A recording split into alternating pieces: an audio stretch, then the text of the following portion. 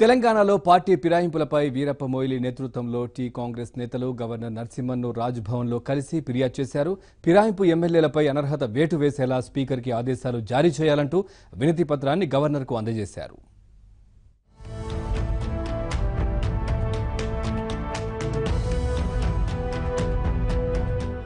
తెలంగాణలో రాష్ట్రపతి పాలన విధించాల్సిందిగా రాష్ట్రపతికి సిఫారసు చేయాలని గవర్నర్ నరసింహన్ను కాంగ్రెస్ శాసనసభాపక్షం కోరింది. రాష్ట్రంలో రాజ్యాంగానికి విరుద్ధంగా పార్టీ ఫిరాయింపులు చోటు చేసుకుంటున్నాయని ఆరోపించింది. సీఎం కేసీఆర్ రాజ్యాంగ స్ఫూర్తికి వ్యతిరేకంగా వ్యవహరిస్తూ క్యాంపు కార్యాలయం వేదికగానే తమ 9 మంది ఎమ్మెల్యేలను టీఆర్ఎస్లోకి చేర్చుకున్నారని విమర్శించింది.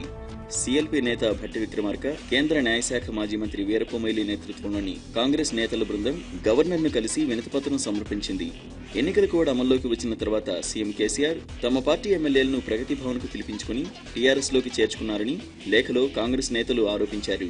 స్వతంత్ర భారతదేశంలో బహుశా ఏనాడు జరగని విధంగా ఎన్నికైన ప్రజాప్రతినిధులని, పార్లమెంట్ సభ్యులని, ఎమ్మెల్సీలని, ఎమ్మెల్యేలని అక్రమంగా సంపాదించిన సొమ్ముతో కొనుగోలు చేసి తెలంగాణ రాష్ట్రంలో ప్రజాస్వామ్యం కూని చేస్తున్న ముఖ్యమంత్రి కేసీఆర్ గారిని, టీఆర్ఎస్ పార్టీని యావత్ తెలంగాణ ప్రజానీకం ఖండించాలి.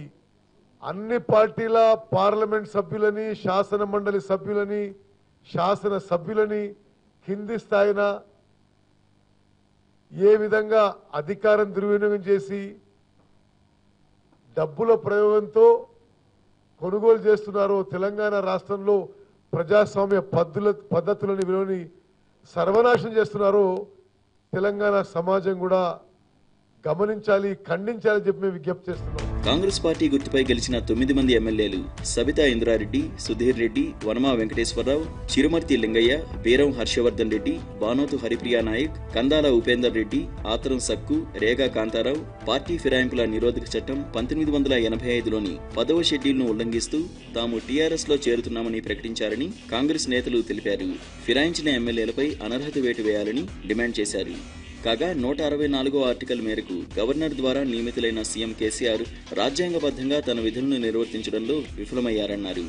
తమ ఎమ్మెల్యేలను టీఆర్ఎస్లో చేర్చుకోవడం ద్వారా సీఎం కేసీఆర్ రాజ్యాంగంలోని 3వ షెడ్యూల్తో పాటు పార్టీ ఫిరాయింపుల చట్టంలోని 10వ షెడ్యూల్ను ఉల్లంఘించారని ఆరోపించారు.